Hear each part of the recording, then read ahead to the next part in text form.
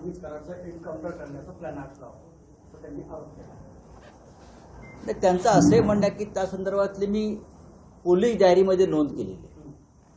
ते जे निलंबित अधिकारी आहेत त्यांचं असंही स्टेटमेंट आहे की हे जे तुम्ही सांगताय की मला एन्काउंटर करण्याच्या सूचना होत्या, म्हणजे फेक एन्काउंटर्स या महाराष्ट्रात अलीकडच्या काळात किंवा देशात घडलेल्या आहेत, त्याला पुष्टी देणारं हे विधान आहे.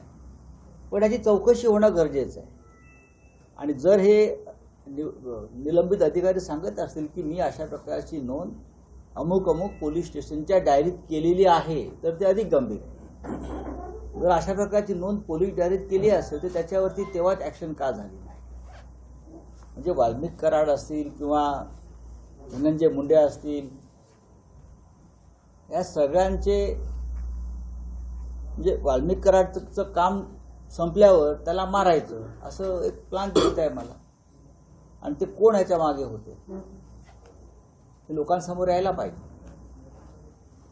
लाडक्या बहिणींचे जे 1500 रुपये ते बंद करून आता 500 रुपये देणार आहे. नमो शेतकरी निधी म्हणून जो एक नवीन कार्यक्रम आहे त्या अंतर्गत फक्त 500 रुपये दिले जाणार. 8 लाख महिलांना अशा पद्धतीने हे पैसे दिले जाणार. त्याच्यावरती आता लाडक्या बहिणींनीच प्रश्न विचारले पाहिजेत. ज्या लाडक्या बहिणींकडून 1500 रुपयांच्या बदल्यात मतं विकत घेतली तर त्या मतांची किंमत आता 500 वरती आलेली आहे, उद्या ती 0 वरती येईल.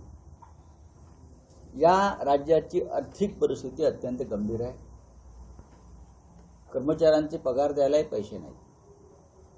देवेंद्र फडणवीस यांनी किती मोठ्या वल्गना कराव्यात, आवाणावा, पण हे राज्य चालवणं आर्थिकदृष्ट्या आता सोपं राहिलेलं नाही. याचं कारण गेल्या 3.5 वर्षामध्ये या राज्याची आर्थिक शिस्त पूर्णपणे बिघडली. पूर्णपणे बेशिस्त, आर्थिक बेशिस्त आणि आर्थिक अराजक अशा या खाईमध्ये हे राज्य सापडलेलं आहे. मिस्टर अजित पवार हे जरी बोलत नसले तरी त्यांना सुद्धा त्या चिंतेने ग्रासलेलं आहे. अमित शहा यांच्याकडे तक्रार केली.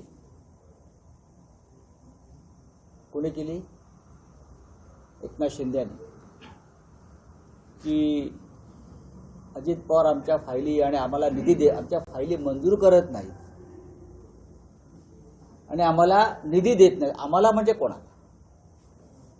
आम्हाला निधी देत नाहीत म्हणजे कोणाला? हा प्रश्न आमच्यासारख्यांना पडतो. म्हणजे तुमचे जे 5-25 आमदार आहेत गद्दार, ते फक्त निधी आणि पैशाच्या ताकदीवर तुमच्याबरोबर राहिले. त्यांना या राज्याची तिजोरी लुटण्याचा परवानगी तुम्हाला हवी आहे का? अमित शहाने याच्यावरती एकनाथ शिंदेला काय उत्तर दिलं हे माझ्याकडे आहे. काय म्हणाले ते जर लोकांसमोर आलं तर मला असं वाटतं की या राज्याचं चित्र स्पष्ट आहे.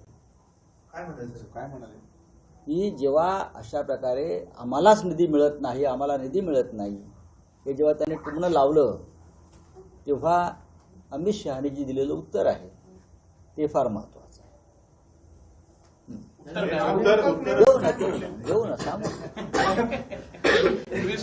मी यापूर्वी सुद्धा त्या दोघांमधला जो संवाद होता तुम्ही पाहिला असेल. पुण्यात पहाटे झालं, तुम्ही दिलेला आणि तो तसाच्या तसा खरा ठरला, त्याचा कोणी इन्कार केला नाही. तुम्हाला सांगतो कोण? मग अमित शहा सांगतात की एकनाथ शिंदे नेमकं सांगतो कोण? माझं नाव संजय राऊत आहे आणि या संजय महाभारतात सुद्धा होता, जो सगळं चित्र डोळ्यात आणि कानात साठवून.